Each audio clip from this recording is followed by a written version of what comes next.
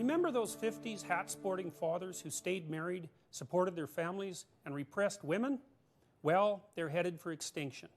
In the majority of US cities, young women are now higher paid and more educated than their male counterparts. This has not stopped the Globe and Mail's Margaret Wente from recently warning us about the dangerous male energy still remaining. Men with less testosterone are nicer, more social, and less aggressive, she says. Such men won't, quote unquote, wreck the world. At this point, Wente should know that it's the testosterone-laden man who is most attractive when women are fertile. When it comes to this serious business of sex, women will choose a testosterone-charged world wrecker most of the time. What then is a sensible girl to do? Ms. Kate Bollock provides some answers in the cover story of November's The Atlantic. Bollock, with too many ex-boyfriends to count, is still unmarried at 39. 11 years ago, however, she ended the long-term relationship with Ellen, who is exceptional, intelligent, good-looking, loyal, and kind.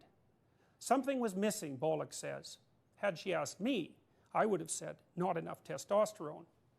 Perhaps it's time for her to find a tame, lower-status boy and make an honest man out of him. Some of Bollock's more savvy friends have done just that, establishing relationships, for example, with salary-challenged males. Some even stooped low enough to date men who are short. This level of compromise is not for Bollock, who flirts with life in an all-female Dutch community, instead of settling for a less-than-perfect mate. She concludes that Western culture itself is at fault for making her desire a conventional relationship in the first place. Just what kind of man is emerging to replace the chauvinists of yesterday? Type 1, let's call him, very popular in Japan, is shiftless, dependent, and low in status. He poses no threat to women, however, displaying little interest in them altogether, except when animated, infantilized, and available for kissing practice on a portable Nintendo. Type 2 man is the archetypal bad boy, impulsive and exploitative, but willing to bed anyone he doesn't have to take responsibility for. He's the perfect mate for the modern single mother, if she wants a different father for every child. Type 2 man makes 50s dad positively look Christ-like. Here's a thought. What if 2 decades down the road, women do all the work, all the engineering, all the ditch digging and firefighting, and raise the children too? It's not impossible. Such a state is already normal in several American subcommunities, hard hit by the economic demise of modern man. What if it took centuries of cultural discipline to produce 50s dad? What if the husband willing to stick around and share his income was the historical exception?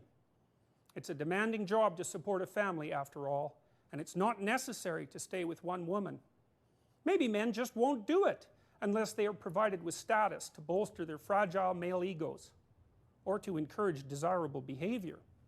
Without respect, why would they try when the alternative is so much easier and subtly promoted? Increasingly among my students, I see young men who don't know how to be good men. My son wasn't allowed to throw a snowball, for example, in elementary school. It was against the rules for him to even pick up snow off the ground. It is in that manner that decent boys are made to feel guilty about their masculine impulses. So they withdraw, confused. The more aggressive, psychopathic boys, they simply don't care. So they'll be the ones fathering your grandchildren in the future, if tomorrow's woman can find a man to sleep with at all. That'll keep the testosterone flowing. For The Agenda with Steve Paikin, I'm Jordan Peterson.